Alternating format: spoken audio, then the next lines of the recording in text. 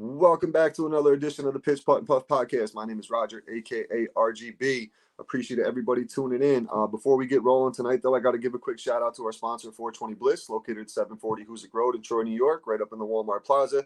Make sure you stop in there, check them out. Pre-rolls, flour, edibles, tinctures, disposables, vapes, you name it, they got it. And let them know the Pitch Putt and Puff crew sent you. Also, want to give a shout out to my man Marty at Treble Off the Tee. On the full site, you can use promo code RGB for 15% off. And on the polos, we got a buy one, get one. Use promo code PUFF. Buy one, get one on the polos. Not going to get a better deal than that. Make sure you check them out, TroubleOffTheTee.com. But tonight we're getting into the cannabis world. We're going to leave golf behind a little bit. Might talk a little golf here. But I'm going to introduce the Terp Queen. What's up? How you been? Hey, thank you so much for having me. This is my first podcast, so bear with me. Nice. We'll make it nice and smooth for you. I appreciate you jumping on. Started following each other a couple weeks ago and linked up here. You got a lot of stuff going on, not only in the cannabis world, but in the golf world as well. Yes, but let me correct you. I'm no pro. I'm not really good at golf. It was kind of started off as a gimmick, but I'm going to get back into it now. It's been a while since I held a club, so looking forward to some golf outings this year. Yep, and the weather's getting there for us and up here in the north. Slowly but surely. I know some people are still out there swinging. Yeah, my buddies went out last weekend, but it was like low 40s. That's just not, I can't, if it's windy in the low 40s, I can't do it. Just regular, mid 40s, I probably would have went, but too cold. I mean, I play worse when it's cold and windy, for sure. Yep. So, why don't you tell us a little bit about yourself and how you got into the cannabis industry? So background, I went to Wayne State University, studied business management and administration with a concentration in marketing. So I've always kind of had this marketing, advertising, salesy type vibe to me. I've been in the cannabis industry since 2015, more so as a consumer and supporter, not really front facing. I didn't have any kind of following. I wasn't really creating too much content. I wasn't tight with any brands in particular. This was back when like BHO was launching, right? Okay. So I started dating a guy who introduced me to my first dab back then. He used it all medicinally, of course, for an injury. And I kind of fell in love with it. I had seen dabs before when I was like 19 years old, but it wasn't real dab. Like it was black. Yeah, and the whole process of it was a science project. Like when the dabs first became a thing, you see everybody with the torch and doing this and that. Like I had a buddy who literally like singed half his beard off trying to make the wax and dabs and all this. I'm like, bro, what are you doing? Like we can get this from somebody. You don't have to kill yourself to do it. Like, what are you doing? But yeah, it really took off by storm when it did come about. And we had some good stuff. I mean, like I said, I was primarily in the traditional side of it. So, we were getting it straight from the source. It was getting better and better over the years. Spent probably 5 years with that guy, kind of doing our thing in the shadows, if you will. Yep. And when we went our separate ways, I kind of took a back seat from the industry. I still consumed, of course, just, at home, but like I wasn't meeting people. I didn't know very much about it. I wasn't super knowledgeable. I was smoking like lower end stuff, not, something you'd find in your dad's sock drawer when you were a kid, not like the good stuff. Absolutely. Oh yeah. It's crazy too, like mentioning, dad's sock drawer, but the shit back in the day, like even 20 years ago to what we're getting now, like these kids don't even, like I work with this kid, he's 20 years old. And he's like, oh, I got this. I'm like, bro, you should, when I was your age, I had to pull seeds out. I had stems in it. Seeds and stems. It was fucking trash. It was so bad. But now it's, it's came a long way and it's a lot more enjoyable. But like, even I have a guy who plays golf with us. He's 70 years old. He hasn't smoked in 40 years because he was a truck driver. And when he was smoking back in the 80s or the 70s, whatever, it was shit weed. And now he takes like 2 puffs and he's like on cloud 9 and giggling and like, how I was when I was 15, 16 years old smoking. I just laugh at him. I'm like, dude, I want that feeling again.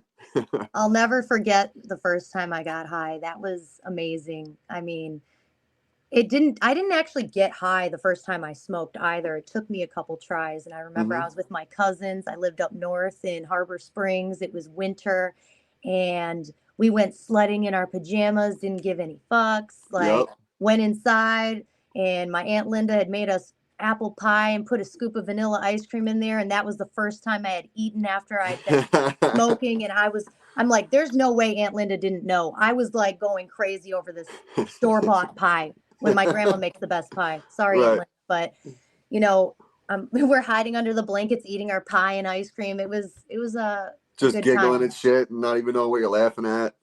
The Yes. the good old days. The good old days. So what were some of your first jobs in the industry? So I didn't really come back into the industry until 2020. Okay. Um, uh, it was during COVID. We were shut down. Um, I was actually studying to get my realtor's license and kind of fell into um, this position with a caregiver. It was a commercial caregiver, Okay. um, moving around in, the traditional market. And again, I don't have any knowledge or experience at this point. It's just kind of like this guy's helping me out with a job. I'm cleaning toilets. I'm making lunch for the team. I'm trimming. I'm doing kind of some of the not as desirable stuff. And, I stayed there for a while. I kind of proved myself. I smiled even though I was cleaning up shit, Mm-hmm. and Yep. eventually worked my way up to getting a small piece of equity in the company. And, Nice. at that time, as I was watching the returns come through after every harvest, I was like, look at all this fluctuation. Why did this harvest do so good? And then this harvest is just not, like, the numbers don't make, like, why? Right. That's when my mentors slash partners, there were two of them, they were dudes, kind of schooled me in it. Like, I was just always asking questions. I wanted to know why. And, we had different facilities, different lights, different nutrients. We were constantly improving, dialing things in, switching it up. And, I saw everything from HPS to LEDs. I grew with salts. We were growing for yield back then. I Mm-hmm. started asking a lot of questions because I wanted every harvest to be the best harvest or even better than it was, before. Um, so I started collecting knowledge.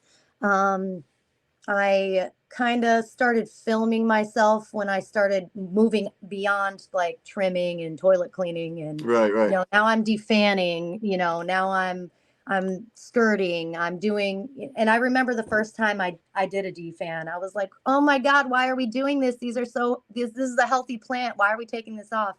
And I eventually learned why we do that, why we do the skirting. Um, I became just super fascinated. I was studying outside of work. I mean, we did at one point have a consultant come in and we were taking some formal classes just to like sharpen us, but I was going to YouTube and watching Kyle Cushman. I was reading the Cannabis Grow Bible. I would DM breeders and other cultivars and, gas them up and then be like, "Hey, how can I do this better?" And because I was a woman, I was non-threatening. They were like pretty forward with some of the information. And I just kept a diary or a journal, where I just compiled all of this. And I got, so skilled that I started being able to identify pests and mold. And now I'm starting to play around with R&D and plant recovery. And Okay. my favorite place to be in the grow, despite like I love when it's in flower, but my personal favorite is obviously with the moms and um, in the bedrooms. I loved germinating. Um, my I started posting content of just doing plant work. So I'm, defanning. I'll do it in high speed and I'll sit there for 5, 6 hours straight. And it was just really good. I'm also OCD. I loved watching the difference in, Yep. a final defan in a room and you put it to some cool music or whatever. Mm-hmm. And I started getting a lot of attention because of that. And that's what slowly rolled you into the social media side of things and being, the influencer side. Yes, very, very against my partner's wishes. When I started filming, like obviously there were areas that we just didn't want anyone to know where our spot was. We didn't want them to know what we're doing. Sure. Sure. Very secretive, very protective. It made them very nervous that I was doing this, but I was very careful not to get anyone else in the shot. other than the plant, myself, and like a white wall behind it. Um, so I guess you could say my Instagram kind of turned into a living journal. And I Okay. was putting everything on there. I was putting my recipes, my IPM regimes, um, stress training techniques that I was trying. And I posted everything. I posted my failures and my successes because I wanted people to see the growth. And if you go back far enough, I mean, you can see it. You can see the quality getting better. You can see, I mean, I was also battling some pretty severe depression. I've kind of had it my whole life, but after that breakup, it kind of got worse. And so it feels like cultivating saved me. Like Hmm. I would go in there, even though the job's done, like I would find things to do in the garden. You I'd be found in there peace. ugly crying. It sounds like you found peace with it though, but it also occupied your mind to not have you sit there and think about the shitty stuff that was going on. Absolutely. And just watching my own progress and the output that I was doing, it made me feel so good. Like I wasn't even like getting paid like to be there sometimes. And I would pull 20-hour shifts. Like I preferred to be in the garden sometimes over going home. Yep. Yep. And it's kind of like with me growing up was a basketball court was my sanctuary. Like if shit was going bad, I just needed to get alone. There was one place where there was in a parking lot of a business, and this place there was a light on in the parking lot all night. Nobody knew about this court, so I would literally go if I was just having a shitty night, couldn't sleep. It'd be 2 o'clock in the morning. I'd hop in the car, I'd go up there, and I would just shoot around for a couple hours, and all of a sudden I'd be like, "Oh shit, the sun's starting to come up. Maybe it's time to go home. People are going to be start pulling up here soon." But like I get it, like something where you can just zone out and it's a sanctuary. Like all your thoughts just go to that one thing, and everything else doesn't matter. Right? I mean, sometimes I'd be listening to music and that's what would trigger me. And then sometimes I would just cut the music off, just listen to the fans. You know what I Yep. mean? Yep. But there were also times I'd be there at like 2 in the morning, and it's a huge facility. Okay. This facility is huge. So there's multiple levels. It's got a washer and dryer, kitchen, locker room, showers, you name it. You could live there. Right. Right. But I would always be there by myself. And whenever I'm not listening to music, I'd be hearing sounds and I was scared. Also, like it was in Detroit. So, at 10 p.m., that the outside of that building turns into the purge. Yeah. Like Oh you yeah. could, they didn't like when I would stay there late, but I just insisted, Yep. I just loved it. Absolutely. What are some of the things that you did to get some attention on social media? I seen you had some pretty cool ideas in the beginning to draw some attention. Yeah. So in between, like when I was in the traditional market and then kind of stepping into the metric side, um, and by the way, the first metric company I worked for was Clout King. They kind of hired me to kind of repair a little bit of a PR issue they had. And at the time, I was like Michigan's cannabis sweetheart. Like people were rooting for me back then. Mm-hmm. Um, and I think I did that job. Alongside that, though, I was still cultivating. I was not giving that up. Yep. And it just became just a lot. So I ended up kind of after 6 months or so, stepping away from both, getting back into the traditional market, working independently with a lot of different metric companies. So I started getting their attention. They really liked, I mean, I think people really like the content I create. Or the music that I'm picking. And so a lot of people would just start sending me products or sending me genetics, sending me grow equipment, nutrients, you name it. They just wanted someone to put that into a reel or a post or Mm-hmm. whatnot. And I didn't have a ton of following. I did grow pretty quickly organically. I think in 2020 I only had like 420 followers, and I think I hit it at midnight on 420. Oh, nice. And because I was trying, I was really trying. I was Mm-hmm. also studying the algorithm, and now 4 years later I'm almost at 10K. I'm There you trying to go. get there. I want to have this account become monetized. That's So awesome. I know I completely understand the struggle. Like me, for example, I've only been doing this podcast. June 1st was the first episode I dropped. And it was literally the first June time I 1st of 23. 23. Yep. So I like barely knew what I was doing. I always wanted to do a podcast. Like we were talking earlier, like I didn't know if I was going to be conspiracy, college football, or golf, or whatever I was going to do. And I play Sunday with we have the same 8 guys every Sunday. And one day I just was sitting in my garage smoking a joint. And I was like, you know what? let me just start doing a podcast. And I started talking about the guys and roasting them and just talking about our weekend. And the next weekend we went to play, and I put it on my speaker, and they were like half paying attention, but we were around the green, and they're like, "Yo, what is this? What are we listening to?" I'm like, "I did a podcast," because one of the guys heard their name, and he's like, "What is this?" I'm like, "Well, I did a podcast about us." So then like they started paying attention a little bit. They're like, "Raj, that's not too bad, man. You're pretty spot on. I mean, yeah, you're busting our chops and all, but you're pretty spot on with our golf games and everything else." So one of my friends jumped on for a little bit. He's like, "I'll co-host with you." So like we just started breaking down the course, but then like golf ended for us in New York, so there wasn't really much to talk about. And Christmas time, I like gave it December. I don't think I dropped an episode. Um, and I was at the point where I had 140 followers, mostly friends, family. Like wasn't really taking it serious.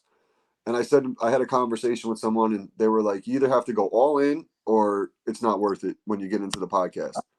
Sorry about So that. you're good. Um, so at that point, it was like, all right, let me do this. So I started getting active on the social. I started networking with people. I started following other people who had similar pages or were into the same things.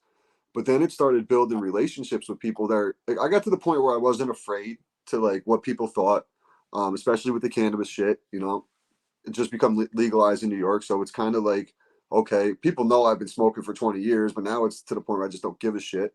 It is what it is.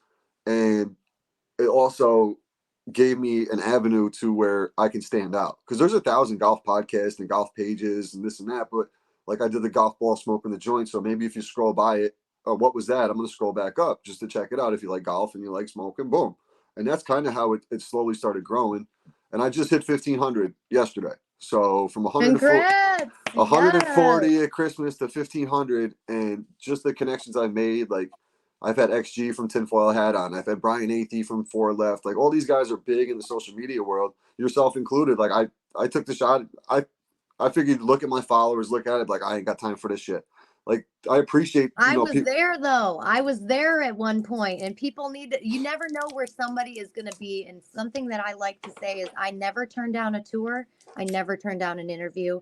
Mm-hmm, I've turned down actually quite a few podcasts, mm-hmm. just because I'm a bit of a wild card.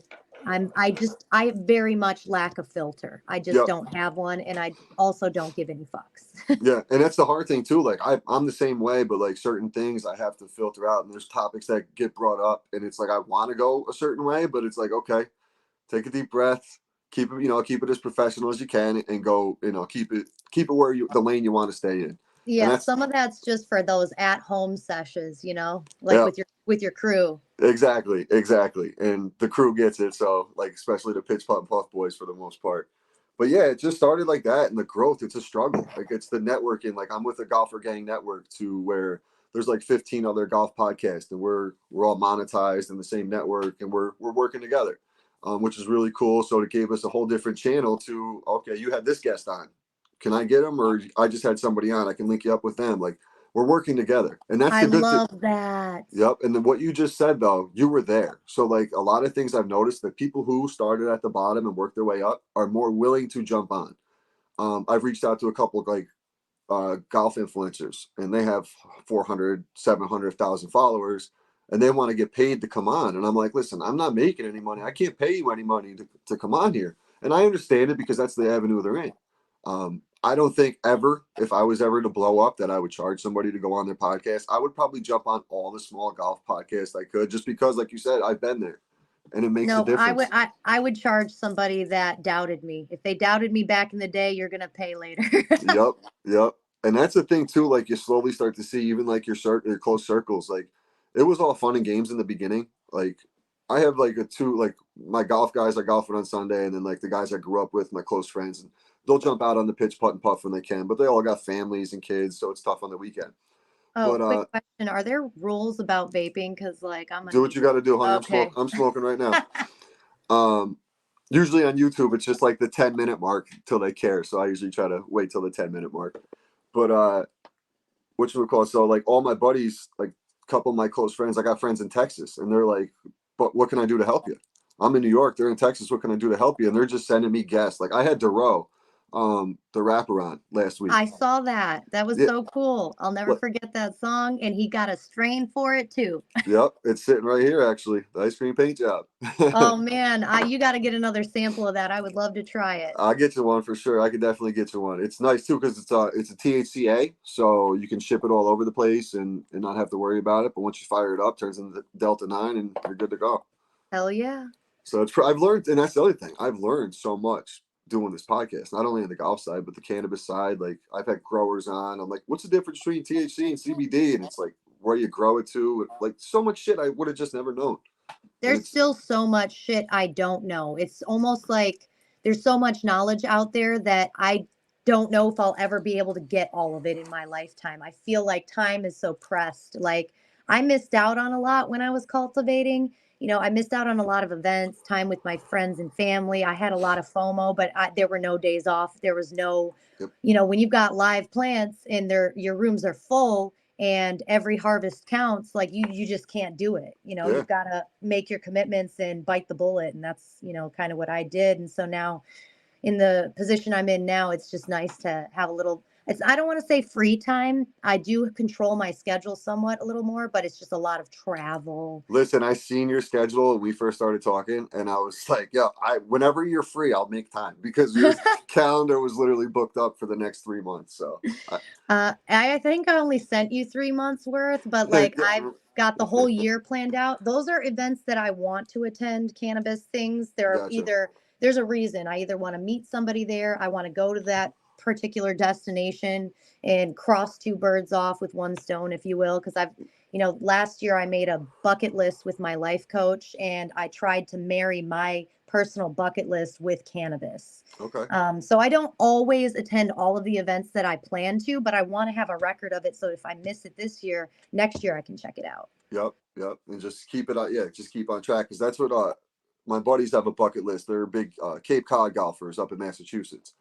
I'm on another podcast, Upstate Golf Guys, and their goal is to golf all 50 courses on the Cape. And they got 10 in. And I'm like, you guys got a long way to go. So you better start setting a map for this and figure out when you're going to do it and how you're going to do it because it's a lot, especially the traveling. Yeah, that's the way you got to do it. That's why I plan out. I try to plan the whole year out because there's always events that pop up as you go, or there's events. And what drives me crazy about cannabis, it's almost like people plan the events at the same time. And I really want to be at both of them, but there's only so many weekends in a year. So I understand why that happens, but it can be frustrating. Yeah, you got the one coming up on the 5th. I seen. I actually, to be honest with you, I sent it to the Pitch Putt and Puff boys, and I am getting a little bit of interest out of them, which I was shocked about. Are you talking about the golf classic? Yeah. Yep. On the 3rd. Oh, I think we're gonna try and get some indestructible bongs to try and tee off of this time. By the way, I haven't touched a club since. I did my last tee off. So I seen that one video you teed off the rig there. That was pretty cool. And then the first time I did it, I was just trying to get to 3,000 followers. That's it. I was going to do a giveaway. I took a poll. I said, do you think I'm going to clear the shot, smash the rig, or miss completely because I suck? And the number of people that voted against me was wild. I think only maybe 5 or 6 people were like, yeah, we think you'll clear the shot. Yeah. And I remember when I did that first tee off, and I practiced all season. Every chance I got, I was at Top Golf. I was on the course with my partners. I even let them pick the iron. I was like 7 iron, 9 iron, driver, and of course everybody wanted me to do the driver because the surface is bigger. They wanted me to break that rig. Well, guess what? I didn't. I broke the $50 banger. The rig survived, and a lot of people were kind of upset that I didn't smash it. Right. So I said, let me recreate it next year, and that was last year, actually, 2023. I was at a cannabis event. It was a golf one, and I teed off and shattered it, So I gave the people what they wanted in the end. Yeah, that's it. I gave the people what they want. That's the thing that's crazy, too, getting into the podcast, like the golf and the weed part of it. There's so many cannabis golf tournaments out there, too. I'm like, holy shit. But they're all over the place. That's what's awesome. I'm glad that these courses are like cool with it, because back in the day, they probably weren't that cool with it. And now they are. And it's amazing because so many deals and networking happens on the course. And why not have the cannabis there? Like a lot of cannabis people are in golf. I mean, they work together.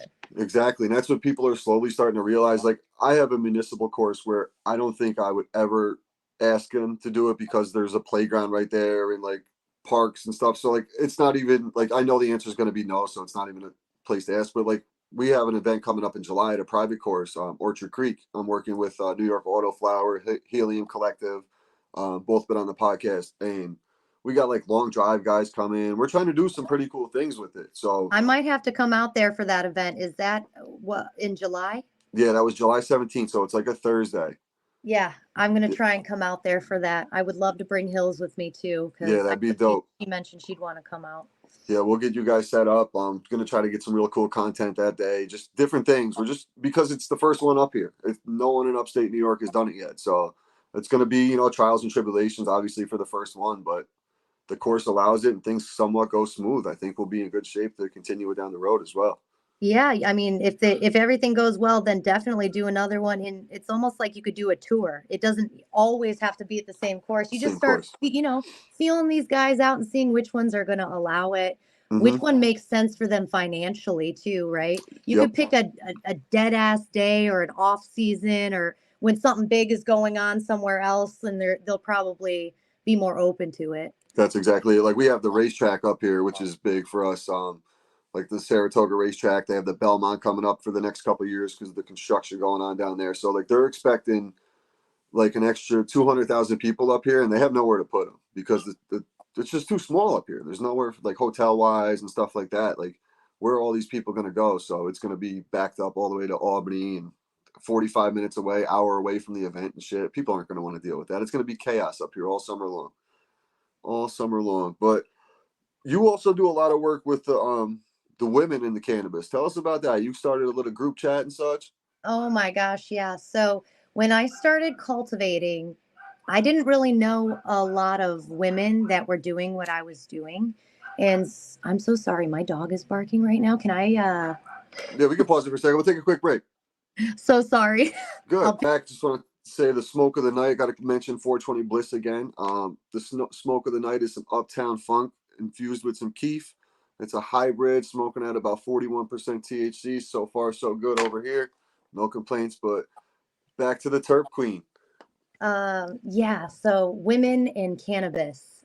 When I Yep. started cultivating, there weren't, I didn't know, at least, I mean, there were probably women doing what I was doing, but I didn't know about them. And it's always been a boys club. There are probably equally the same amount of men and women on the planet, but every cannabis event, everything I've judged, all the breeders, it's just primarily men. It is truly a boys club. Mm-hmm. So, it was really cool when I was invited to participate in the Blazing Janes all-female grower showcase. And when I was a part of that, we had a group chat and they kind of broke us off. There were 65 of us competing and they broke us off into like smaller groups and we jumped in group chats and we were sharing information about cultivation, tech, nutrients, you Yep. name it. We kind of talked about it. And while I was in that group chat, that inspired me to start my own group chat, slightly different though, not necessarily for cultivators, but just women of cannabis in any regard, in any position. So about 2 years ago now, I founded a group chat, and at one point we had like 85 women in there. We're kind of downsized a little bit. There were some people that weren't super active Mm-hmm. and lost pages and whatever. So we've probably got about 70 now. And when I tell you I have a woman that does everything, I truly do. I have artists, photographers, performers, bud tenders, trimmers, cultivators, business owners, um, just so many things. And it turned into, it started off just a place where we can, hey, are you going to be at this event? Cool, I'll be there. Let's link up so that we can hang out together. And then it evolved into, hey, my company's looking for disty. Who's got disty? Mm-hmm. Hey, let's share this information. Like, oh, my garden I'm having this issue. Let me drop a picture of my plant. And the other cultivators that were in there would, oh yeah, Yeah. da, da, da. support was heavy. Like, Mm-hmm. shadow banning, like you said, is such an issue in this industry. Like, there are ways to break that shadow ban, and it's a lot of positive spamming and tagging and liking and commenting, just engagement overall. And when Yep. you have it in numbers like that, you can break it. I mean, it's realistic to kind of break that. The algorithms changed a lot though, so it's kind of getting harder now. They're really trying to crack down on it, but But I'm telling you though, for like you, for example, almost 10,000. That's a huge number because you're really got to figure out the channel that you're in. You're not like a musician where they have so many people listen to music. There's only a certain channel of people who smoke cannabis or deal with cannabis and that such. So to be at that number, like that's impressive because it's really you cut the regular number in a quarter or a third even. It's just yeah, I, I mean, it happened quickly, I would say. I didn't Most of it happened organically, but some of it, because I was getting shadow banned, because I was getting these bogus reports and stuff, I did mm-hmm. want to secure my account. I think last year I lost my main page 4 times. It costed me somebody's salary to keep my account safe. I was running paid ads. At one point I was hitting up those people that recover your account. By the way, I don't recommend doing that because Yeah, it's like a Ponzi scheme. You're better off dealing with Instagram, yourself, or running paid ads. At the end of the day, if you're spending enough on ads and they're compliant, Instagram wants their money. They're not right, taking you out, right. and I was spending sometimes 1,000 a week on Oh, Instagram when I first started getting haters. I think I started getting my first like couple trolls back when I had 3,000 followers, but but that's when you're before starting to that they make didn't it though. You're care. making it though. You're making noise. Like that's the thing. Like I made a comment on something about like playing music at the golf course and like jokingly said, "Oh, when you see this sign, it's just an invitation to turn it up." And so many people were like, "Oh, you're an asshole," and this and that. Like I don't even comment back or not. I just laugh out loud at them. And it's like, what do you guys are really like this angry about something like that? Like it's crazy to me. It's just the fact that the people even responded to it with so much hate. Like, oh, I can't believe you would play music at the golf course. I'm like, it's 2024. Who doesn't play music at the golf course? Right, and it depends who you're with and who's around too. I mean, and how loud you're playing it. Right. Yeah, it was. I'm like, wow, the haters they do hate, but that's when you're starting to make some noise. So I've heard that from so many people and I do believe it, but it's just, to me, it just doesn't make sense because I kind of view the world differently. So for me, when I was coming up and I'm still a nobody, but when I was a real nobody, if you will, like 400 followers, whatever it was, mm-hmm. no content, nothing, no reach, no following. I looked up to people. I was inspired by people that were doing it, and I didn't hate on them. I was fucking applauding them. Yeah, I like was let's DMing go. them like, "Hey, I want to be your friend. I want to learn from you. I want, Mm-hmm. I don't want to." In anyways, I believe in karma. If you Hell do yeah, good things come back. If you do, shitty things, then you're gonna get shit. yeah, absolutely. And that's the thing too. What's crazy about haters is in a sick way, they're fans because they're gonna Oh, watch. They're so gonna true. they're gonna watch what you're doing.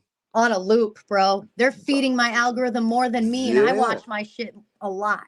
yeah. So they're gonna be worried about what you're doing, and like they're gonna watch it still. So for them to watch and shit, it's I'm not crazy. sure why that just Yeah, that happened. was crazy. I just seen balloons flying through. Whatever.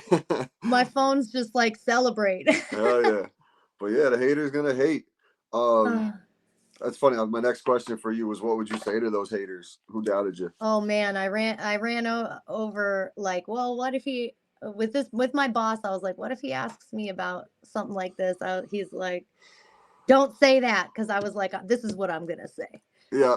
Uh, Fuck y'all, all y'all. If you don't like me, Right. blow me. No, I'm just kidding. I'm kidding. Yeah. No, no, Yeah. no. For me, let me think about this for a second because I want to make sure this delivery goes well. Uh, I'm not going anywhere. Yep. I like to consider myself like a disruptor, right?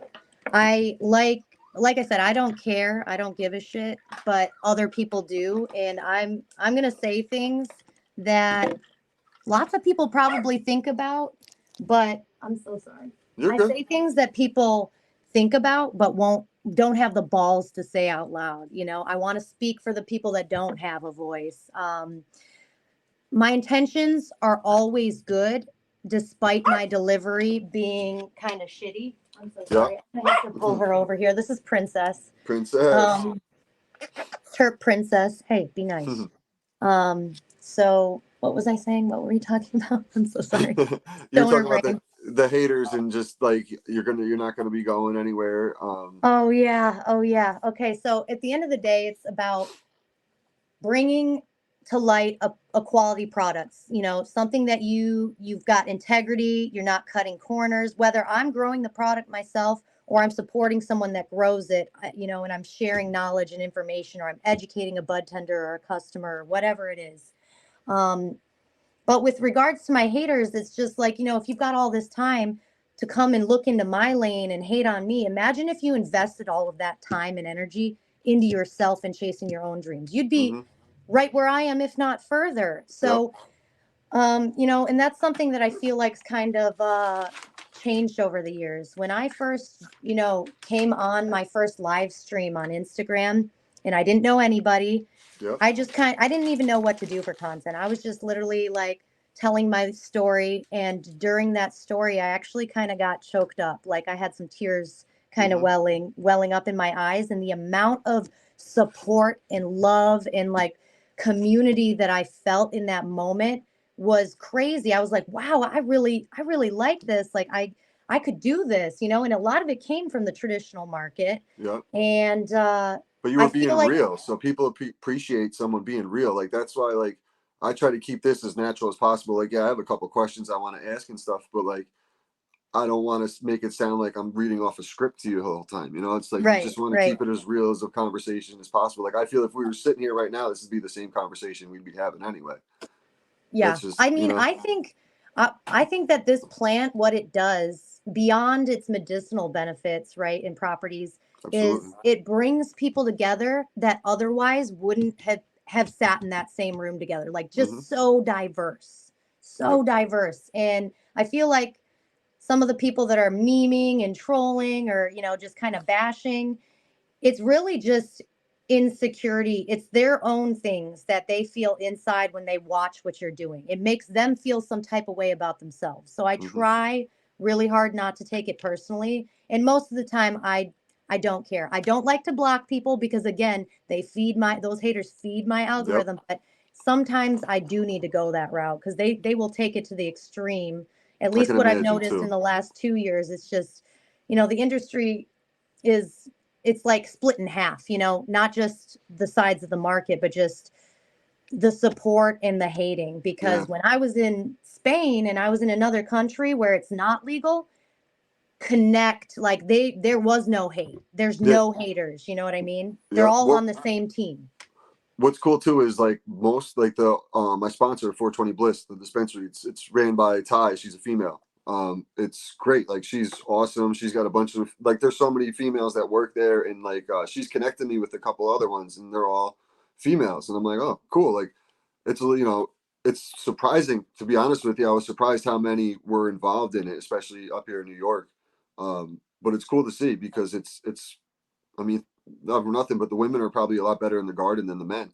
Oh So, my gosh, I love that you said it first. Oh my gosh. So that's one thing I really didn't understand when I came into the metric side of things.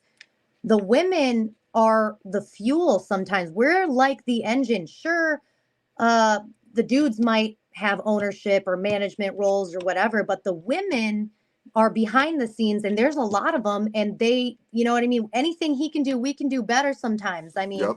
oh, like especially like being in the mom rooms, like naturally that's just how we behave. We're cleaner, we're a little bit more efficient, we care a little bit more. We're, you know, so I feel like we've been in the background for a while and it's been a boys club, but I've noticed that last year and this year and hopefully next year too, I've just seen so many more women just coming out of the woodwork and women in power, women in powerful hmm positions, business owners, people that are a force to be reckoned with, you know, for a man or a woman. Yep. And I'm just happy to see that, you know, That's that's cool. a refreshing change. Yep. You just mentioned Spain. What were you doing out there? my bucket list, Spain happens to be on it. When I started cultivating, I remember seeing Spanibus and all of these things in my feed, and I was like, man, that would be so cool to go to that. But again, couldn't abandon the garden. So that wasn't really an option at that time, and this is the first year that it was able to happen for me. So I was out there for Spanibus, but I met up with my fam from Organic Cup, and I ended up judging the rosin category at Terp Tower Invitational. I was a sponsor for Ego Clash. I went to all different kinds of cannabis social clubs. I joined Terp's Army. You know, I've got an annual membership there.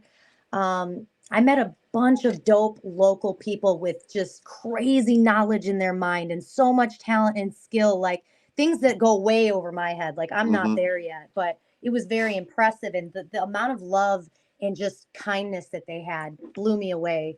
Um, I also met some of like the greats when I was out there. That was probably the highlight of my trip was the first day of I think it was the first day. It might have been the second day of Spanibus, and um, I met Kyle Cushman, Mila Jansen, Julie from Skunk Magazine, Bubble Man, Danny Danko. You know, some of the greats, some of Yep. the people Yep. that ever. I mean, I used to watch Kyle Cushman's videos when I was learning to grow. Mm-hmm. So to meet him in real life was amazing. And it was funny because when I went up to him, I was fangirling Yep. hard. I mean, I was like, hi, I'm Kaylee, but Yep. sometimes people call me Terp Queen. And his response was, oh, you're the infamous Terp Queen. And I was like, I looked at my boss. I'm like, oh, Yeah. you Right. know me? I You know who said, I am? he's like, oh, I've heard some things. I'm like, all good things, right? This is my boss, Jeff, the owner of Denver Coal. And he said, Terp Queen has a boss.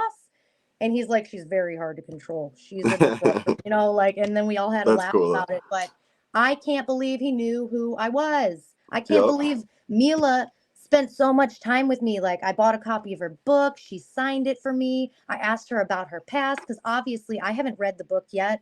I've only read about her in Skunk Magazine and kind of just going through her page and stuff. So I'm really looking forward to cracking that book open. But it's great. Like she is a legend. Mm-hmm. And these are women again to be reckoned with in the industry. And I got to meet them and potentially get to meet them again someday or do work with them down the road. So I'll definitely be going back to Spain. I That's hope I get cool. to do all of what I did last time and then some and meet Yep. more people. Are those some of the coolest people you've met in the industry? Any big names have you came across? I would say yes, but also Denver Coal's business partner, Randy Lanier, is an amazing human being. I'm not sure if you're familiar with who he is. He's got a Mm-mm. documentary on Netflix called Need for Weed. He was a Okay. professional race car driver, and he used to smuggle massive amounts of cannabis to pay for his parts of his car. Okay. And Oh, he okay. Yeah, yeah, yeah. I did see this. Yes. yeah, he eventually got busted, spent 27 years in federal prison, and then Obama gave him a presidential pardon, and he's been out 8 or 9 years now, I think. Okay. And he became our business partner. So he's Yes. invested in Denver Coal. He's got his nonprofit Freedom Grow, which is literally just that right there itself is amazing because it's a program where none of the people that are on the staff or the team take a salary, completely volunteered, and every day they're granting wishes for prisoners incarcerated for cannabis. You know, back when it wasn't legal, they're Mm-hmm. filling their commissaries, they're taking care of the families that got left behind, Right. and they work really hard at doing this every single day, and it's just amazing. I mean, it blows my mind that there's still people behind bars for this plant, a piece of nature, and it's decriminalized now. So like, why is that? Why is this happening? Right. That's craziness. It's But still crazy. I did smoke with Action Bronson one time. That was pretty cool. Oh, that's dope. Yeah, that's a Yeah. big name right there. Yeah, I don't think I've ever. I'm thinking about. It, I'm like, I don't think I've ever smoked with anybody famous or anything like that. Spoke to like a comedian at a tinfoil hat show once, but wasn't one of the main guys. So I love comedians, man. I have a pretty solid sense of humor. I'm toning it down now because I'm trying to be appropriate and yeah, professional, whatever. But like, I pee in the shower just like everybody else. Come on Yeah, now. Come yeah, on no now. doubt, no doubt. So we'll get ready to wrap this up in a second. But what's one thing you want people to know about you? I've always been kind of an underdog. You either love me or you hate me. It's very rare to find an in between, but maybe there's some people out there like that.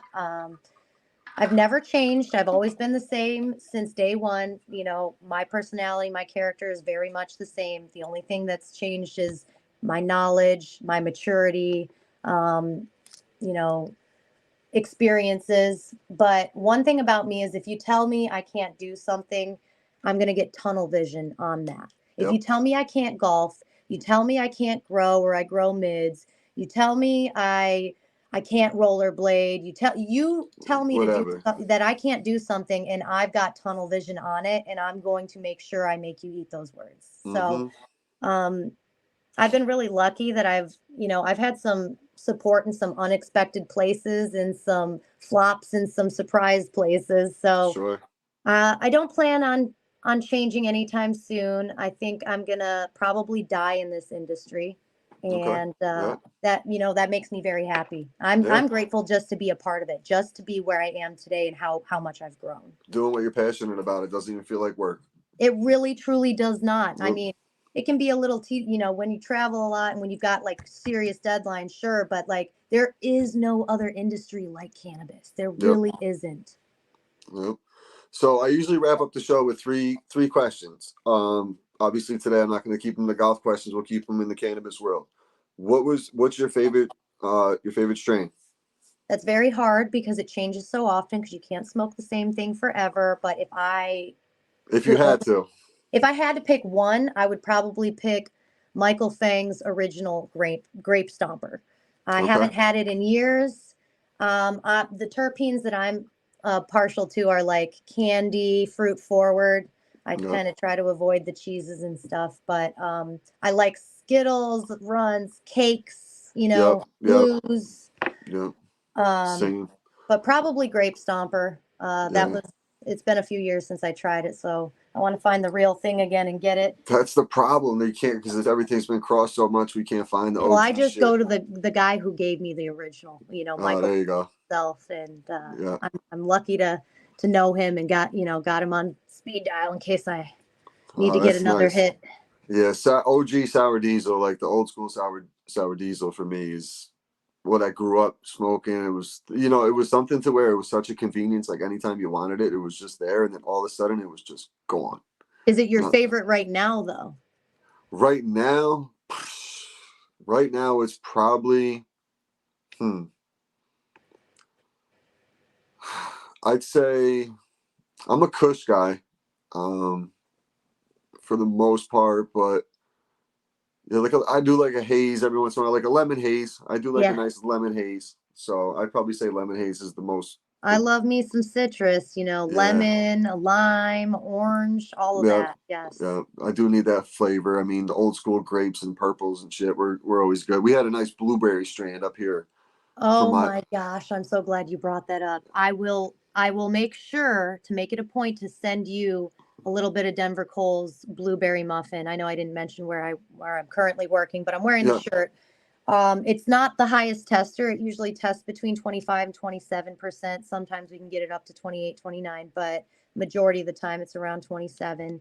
Mm-hmm. And on God, you close your eyes and I'll hold it in front of you. It smells exactly like a blueberry muffin. Yeah. And people forget, don't even fuck the fucking THC percentages. You Yep. guys are forgetting about the cannabinoids. Yep. Those get you That's high. The terp. that's it. That's what people don't understand. I'm like when I went into certain a dispensary out and we went on a golf trip with our league and I was with my man Fairway Mike, who just started kind of like smoking, was just interested in what a dispensary was. He's never been in there, kind of thing. So we go in, and I'm starting to like question the guy and about like cannabinoids and this and that and terps and blah blah blah blah.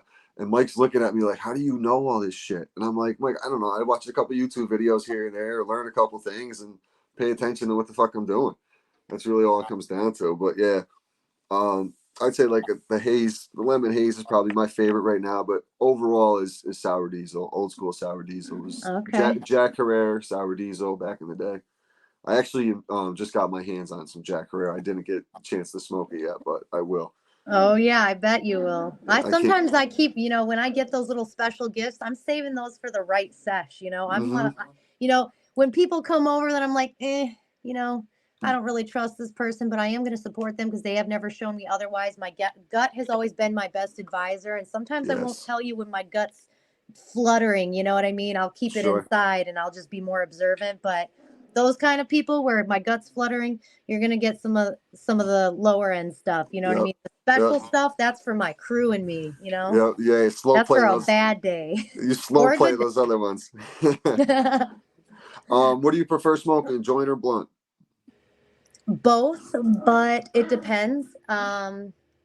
If I'm smoking for the taste and flavor, I'm gonna go with a joint. But I'm a former smoker, so the high you get from the tobacco leaf, Hmm. if the weed's a little older, grab a honeyberry backwood, twist one up. Yeah. So I used to smoke a lot of blunts, but I appreciate the terps more now. But I really Same. love hash holes. That wasn't an option, but I would have probably Yeah. picked a hash hole. Yeah. Well, I started doing. I don't even know what the like. So, what would you call when you take like the distillate and put it around the outside and the keeps on the outside? What are those infused? Infused. Yeah. All right. And they So can I do it internally or externally, but I would yeah. say infused.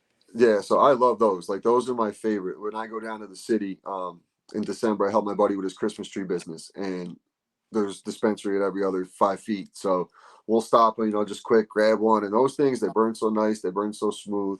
So like those are, I love smoking those. I was a huge blunt guy. Me and my buddies used to smoke blunts all day. Um, Funny story, we went to Jamaica. This was 2004, no, 2006 maybe, on a spring break, and we all brought down a box of Dutch Masters. So there was 10 of us. So we had 100 Dutch Masters. Just to let you know, by 4 days in, we were looking for where we could buy cigars because we we smoked through the whole 100. Oh It was, my gosh. yeah, There it were was. four guys?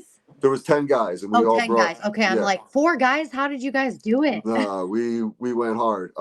We had a real good time down there. People were coming up and taking pictures of us because we were like rolling them like three long and like like two wide, like just holding them. It was wild. It was Cheech and Chong type shit, but we had a great time doing it. It sounds Um, like a good time. the last question I got for you is, who is the one person you want to smoke with?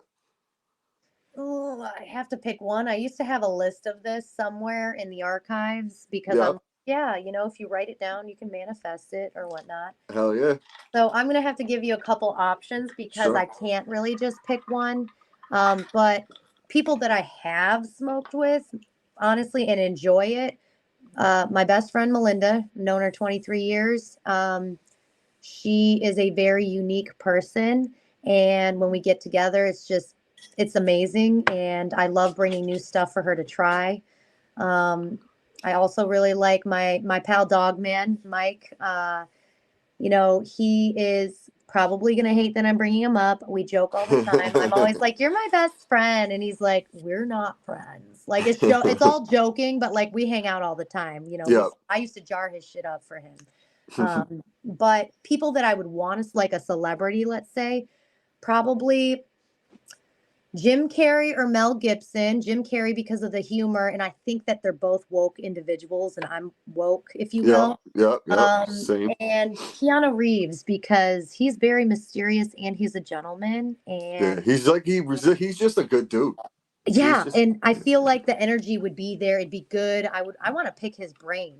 Mm-hmm. Those are two. Those are three good ones right there. Yeah, I haven't really smoked with anybody famous. Famous I'd want to smoke with Jason Williams, the basketball player, White Okay. Chocolate. He's What big. for? Why do you pick him? So when I was in high school, my game emulated him. Like I was the small white point guard in the inner city school who was one of three white guys on the basketball team. And so it was like we played the same style already. Like I would throw a behind the back pass or an alley oop when I could have simply thrown a regular pass, but I wanted to be fancy and throw the behind the back pass kind of thing. So that's just like that was my personality and everything at the time as well. So I just wanted to stand out. And he was the same way, but he was just so more like if he did a move, for example, like he had one pass where he threw it off his elbow, like behind his back, and then off his elbow over to the other side. And I seen him do it, and I went down in my basement, and I had a square on the wall. I taped the square on the wall, and I just sat there for hours, boom, just trying to do it. And I did it in one game, and I got yanked out of the game so fast. My coach was like, "What the hell was that?" It was I had an old school coach who really didn't like how I played, but it I was love the whatever. confidence. I love it. I think we Yeah, have that in common. yeah, me too. It's crazy too because I just like you get to a point where you just don't care anymore. You just be who you are, and it makes life so much easier. I It feel like makes that point happened for me after I had a kid, mm-hmm. I mean, so many people saw me that day just in the nude that I was just like, you know what?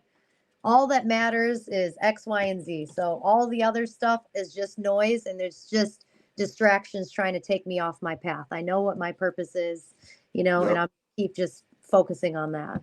Yeah, I had a heart surgery 4 or 5 years ago, Oh, and that was my wake up call to holy shit, I got a second chance, do something with it, and time's so valuable, you just learn to appreciate it. So with that, I just kind of don't waste time and use every minute being productive. Like that's why I started doing this to network and build new relationships that's and why I wouldn't let you reschedule on me. Mind you, my yep. I still like this temp gun won't work on me, but because this is for my dabs, but I have another one that's stuck in Celsius, so I have to keep Googling what my temperature What's is. But yeah, right. it was 103 earlier, and you were like, "Oh, do you want to reschedule?" And I'm like, "I ain't no bitch." Yeah, I was like, yeah, you do not have to. We can make time another night. But I truly, Kaylee, I appreciate you coming on. Where can everybody find you? So obviously Instagram, you can go to Denver Cole, their Instagram. I'm usually all over there. Any cannabis in event in Michigan. I also travel to different cannabis events. I love posting my calendar and my schedules, so I'm pretty transparent with where I'm going. But this weekend, you'll catch me in Ann Arbor at Hash Bash. Then again, June 3rd, it's a Monday in Buchanan, Michigan for the Hazy Holes Golf Classic. Nice. All proceeds going to Freedom Grow, and Denver Coal is one of our biggest, one of the biggest sponsors for the event. And then you'll see me again, actually, June 22nd, when I'm going to New York to judge the New York Home Growers Championship. Nice. Yeah, that's out in the Western New York area. And then hopefully you make your way back to New York in July for the Cannabis Cup we're going to be having. I'll be in New York a few times this year. I love New York. I prefer to go when the weather's more favorable. It's winters out there are kind of rough. Oh, yeah, you ain't kidding. You ain't kidding. But hey, I truly appreciate your time. I appreciate everybody tuning in. Make sure you check out 420 Bliss, located at 740 Hoosick Road in Troy, New York, and also TroubleOffTheT.com. You got 15% off on the whole site. Use promo code RGB. And then you got buy one, get one free. Use promo code PUFF on all polos. Appreciate everybody tuning in, and Thank we'll you so talk to you much. soon. Thanks, Kaylee. Appreciate you.